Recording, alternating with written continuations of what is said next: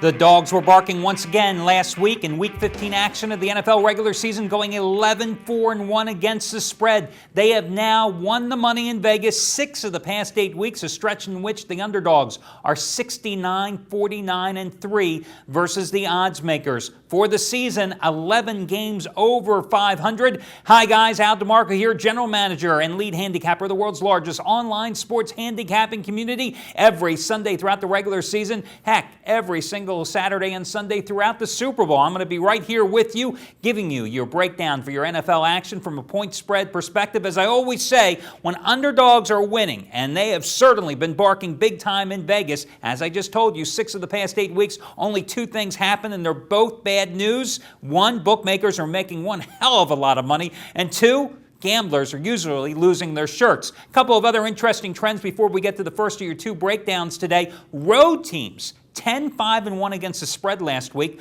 For the season, they are 15 games over 500. And if you think about it, why are road teams doing so well?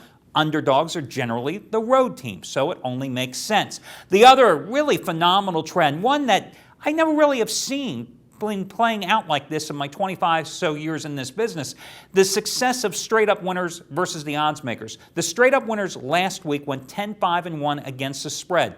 For the season, through 15 weeks of play, they are 175 in terms of wins, 46 losses and 3 pushes, 79% winners. So if you can pick the straight-up winners in advance, guys, if it was that easy, you've got the point spread winner for 79% of your games this year. First game today we're going to take a look at is going to be the Green Bay-Seattle contest. Well, you know, guys, if you follow me, I ride the Packers almost every single week. Had them again last week. I've taken them 5 straight weeks. I've gone 4-0-1 against the spread in that streak. Now, the Packers had their 5-game straight-up winning streak snapped thanks to Ben Roethlisberger's phenomenal pass with a minute to play, or a second to play, actually, I should say, in Pittsburgh last week.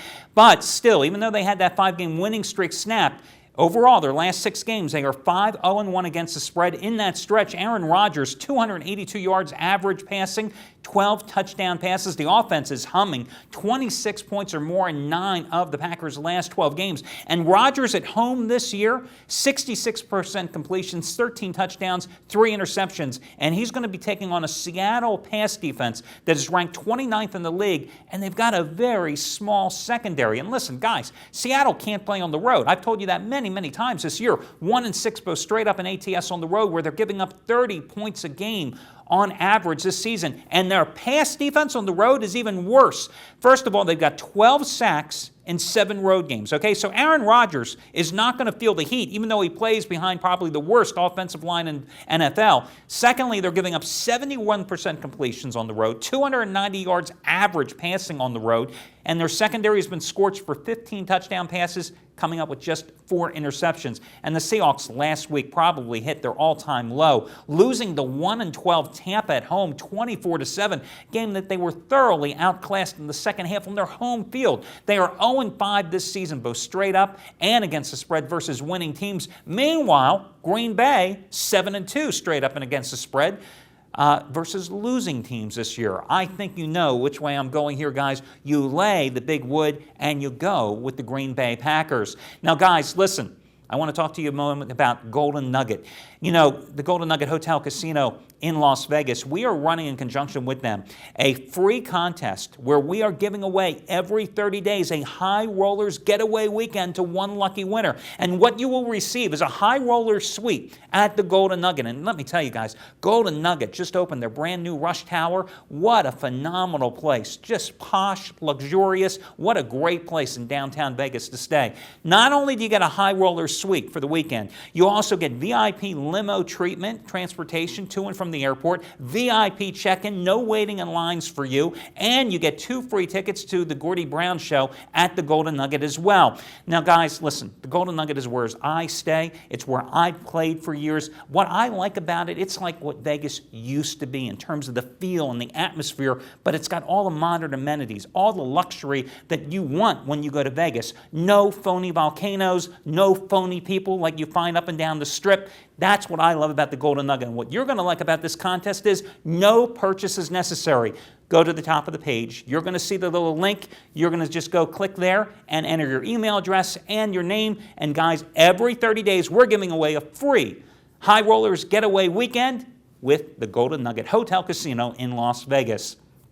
Next game I want to talk about is Pittsburgh and Baltimore. Steelers, a little less than a field goal favorite at home in this one, depending on where you're shopping around. Of course, Baltimore was my best bet last week at home against the Chicago Bears. They have won 2 in a row, but let's remember, they've won those 2 games by a margin of 79-10, but it came against the Lions and the Bears, the 2 cellar dwellers of the NFC North. Now, in the first meeting at Baltimore, you may recall that was that Sunday night game. Ben Roethlisberger was out, so they had to start Dennis Dixon, and the Ravens just barely got by 20-17 in overtime. Now, they may be once again without starting safety Ed Reed for a 4th consecutive game. And they also lost their starting cornerback in last week's win against the Bears. Remember what Pittsburgh did last week, the Green Bay's injury-riddled secondary. They flooded the zone with 4 wide receivers. Sometimes they sent tight end Heath Miller out as well. It was an all-out assault. And what happened? Green Bay couldn't handle it. And the Packers were the #1 ranked statistical defense coming into that game. Ben Roethlisberger, 503 yards passing and 3 touchdowns. I think they do the same, and they pick on this injury-riddled Baltimore secondary. Ravens in division road games this year, 215 yards total and 6 first downs in a loss at Cincinnati, 274 yards and 14 first downs in that horrific 16-0 Monday night game at Cleveland that they won. It's the home finale for Pittsburgh. I say you go with the Steelers. They play with pride. Go ahead and buy down the hook, too, guys, for insurance, so you lay no more than 3 in this contest. Now, as far as my best bets, I just gave you the 2 free picks. My best bet, guys, well, I did it again last Sunday. I just told you, cashed in with the Baltimore Ravens. That was my 5th consecutive Sunday 15-dime best bet winner. In fact, I am 7-2 in the NFL over the past 4 weeks. The NFL run over the past 2 years. Well, how about, guys, 43-24-1 for a net profit of 347 dimes in my pocket and in yours. Today, I've got another one of those 15-dime plays. Once again, I've won 5 straight Sundays with this play. I am, over the past 2 years with these releases now, an incredible 21-6-2. And this is my one and only 2009 NFL Mismatch of the Year. I'm telling you, I don't know what the odds makers were thinking when they priced this particular game, but this one is a wire-to-wire cover for my team. It is the one game I'm playing today. It's the one game I think you should play today. And once again, it's my 6th consecutive Sunday best bet winner. Get it now right here online. Before we go, a couple of other games I just want to quickly note and a couple of trends to let you be aware of. New Orleans, of course, looking to rebound from suffering its first loss, laying 2 touchdowns at home against Tampa Bay. You know the Saints are 2-20 against the spread as a division home favorite of 5 or more points. They're 0-8